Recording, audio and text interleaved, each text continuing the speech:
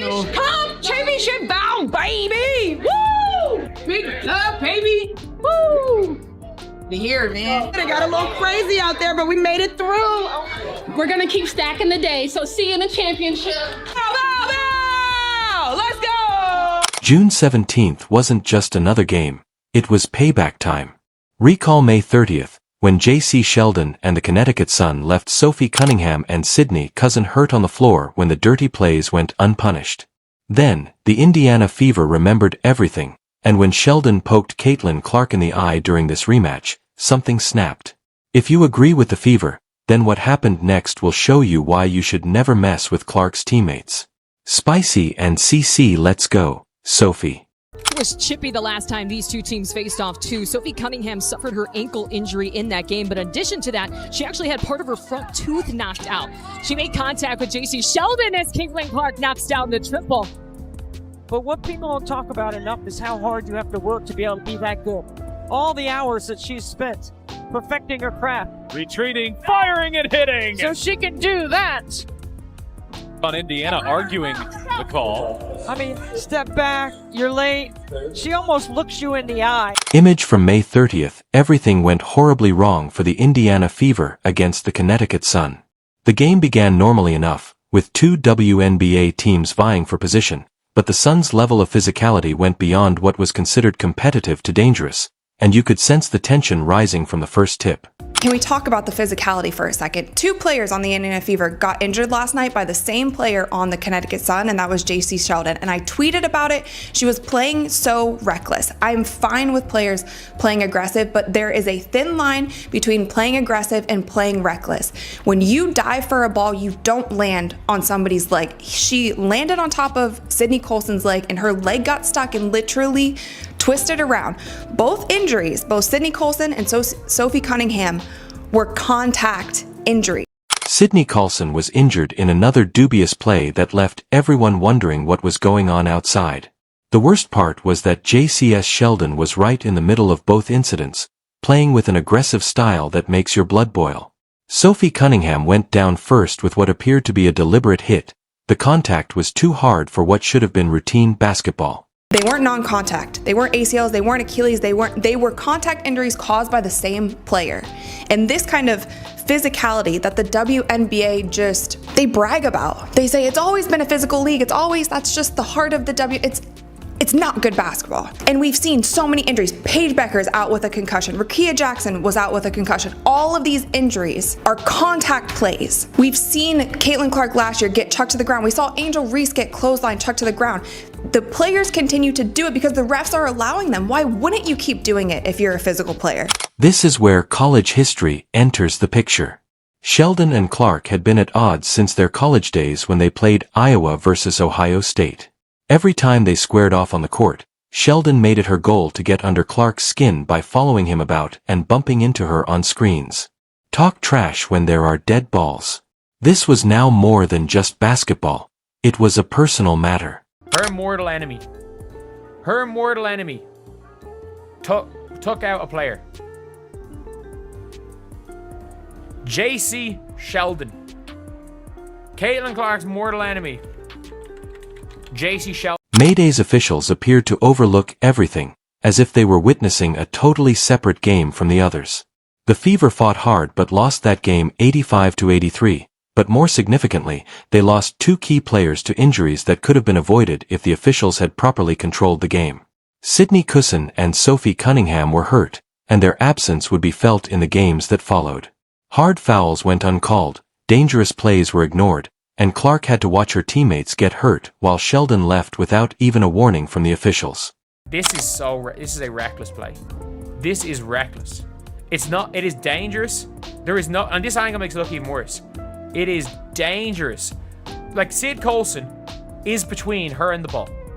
Sid Colson is in fact between Jacy Sheldon and the ball, and she dives through her knee. It wasn't even called as a foul. It wasn't even called. The Fever would definitely remember this game, remember who caused the injuries, and remember that the officials allowed it all to happen.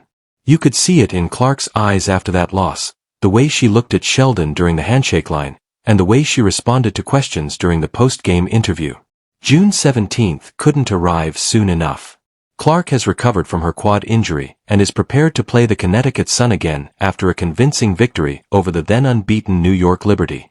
This was her second game back after 3 weeks off the court, and you can tell she remembers every detail of the previous encounter from the way she enters the court and the way she looks at the Sun players during warm-ups.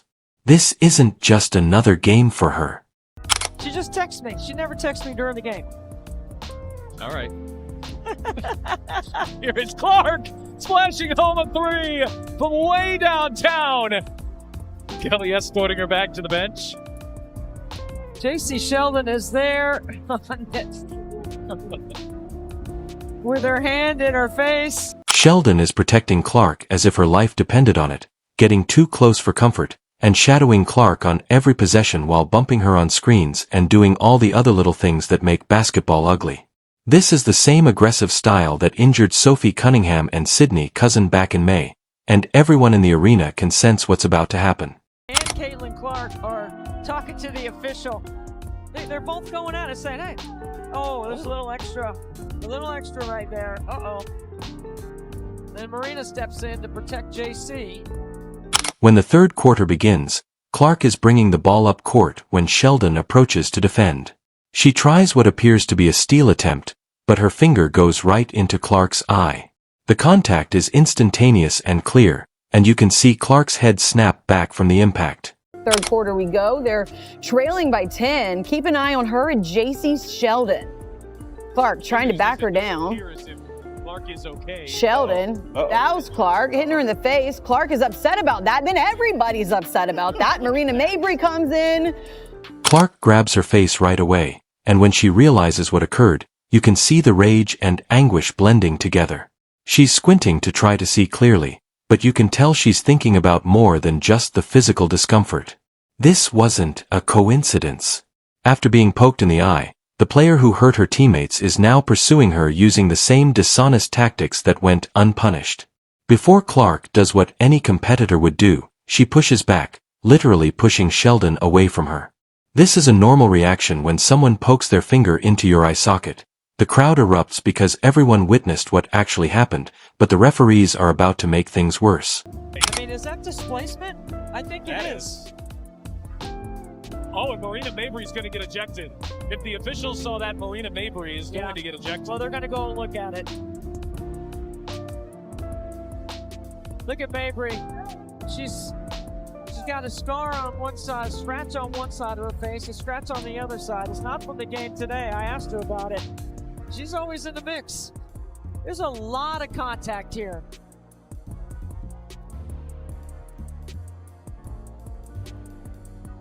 There's a scrape across the face. That's what Clark didn't like. Clark didn't like Clark is standing there holding her eye, clearly the victim of a dangerous play, but the officials are reaching for their whistles. The arena is buzzing with confusion, and anger fans are pointing at the replay boards showing the obvious eye poke that started everything, but the refs have their minds made up. They hit Clark with a technical foul for pushing back after getting her eye poked, a technical foul for defending herself after someone poked her in the eye. The decision made absolutely no sense to anyone watching. Clark just scored 32 points in her first game back from injury, and now she's getting penalized for reacting to getting eye poked by the same player who hurt her teammates. The technical foul call sends the wrong message to everyone watching. It tells players that they can go after Clark with dangerous plays, and if she reacts she'll be the one getting punished, but this eye poke was just the beginning. Marina Mabrey was watching all of this unfold, and she was about to take things to a whole different level. Take another look as we try to figure out what exactly went down. So you see her get hit in the face. Jacy Sheldon doesn't like that, and everybody on the team doesn't like it. Marina, trying to have her teammates back, pushes her down. You see a little bit of drama all the way around. Selena, Charles, Clark, and Mabrey, they received technical fouls. Sheldon received a flagrant 1 foul. Marina Mabrey chooses to handle things herself in the worst way imaginable immediately after Clark receives that fictitious technical foul. Clark is still recovering from her eye injury when Mabrey approaches and does something that astounds everyone in the arena. That's what Clark didn't like. And then Mabrey came in with a bump. And Mabrey's day is almost assuredly going to be done. But both teams... This wasn't basketball contact. This was straight up assault. This was a direct assault, and the victim's body was examined. There was no basketball contact. She fell backward onto the court when Clark said, "This is hockey, not basketball." The hit was so clear and unnecessary that even casual fans could understand what had just transpired. You can see the astonishment on her face when Clark hits the floor hard and realizes that she was only the target of a cheap shot by another Connecticut Sun player. And then Marina Mabrey comes out of nowhere and chucks her to the floor. Now let's watch this in slow motion. Here, Jacy Sheldon is guarding Caitlin, swipes her in the face. There's one. Going for the ball, swipes her in the eyeball. Caitlin's gonna have to start wearing goggles. And then Caitlin pushes her off of her, like, why are you still in my face? Marina Mabrey, bat out of hell, chucks Caitlin Clark to the ground. The whole Fever bench erupts as they witness their star player being assaulted directly in front of the referees. Players are pointing at Mabrey and yelling at the officials to get someone in stripes to actually perform their duties. The crowd is going wild as they watch this happen on their home court, and Coach Stephanie White is going completely crazy on the sidelines, yelling at the officials who are still oblivious to what is happening in front of them. She is making wildly pointing gestures at Mabrey in an attempt to make the referees realize that this has gone far beyond typical basketball contact. White is aware that her player was just singled out once more and that the officials are going to make another mistake. After this, you guys, of course, the referees are going to review the play because that's a lot of contact going on right there. That's a lot of unnecessary contact. That's a lot of non-basketball contact happening during this play, right? So the three referees that I like to say, they got them straight out of Sephora because I don't think these referees have ever refereed a professional basketball game in their life. They took these referees, they were at the monitor, they looked at it for, I'm not even exaggerating, you guys, like 15 minutes. 15 minutes they are watching this play over. The referees give Mabrey a simple technical foul, the same punishment they gave Clark for protecting herself after having her eye poked. Take a moment to consider that Clark pushes the player away after having her eye poked, and Mab body checks Clark to the ground in retaliation. The maths doesn't add up, and everyone in the building is aware of this. Thank you for watching my video.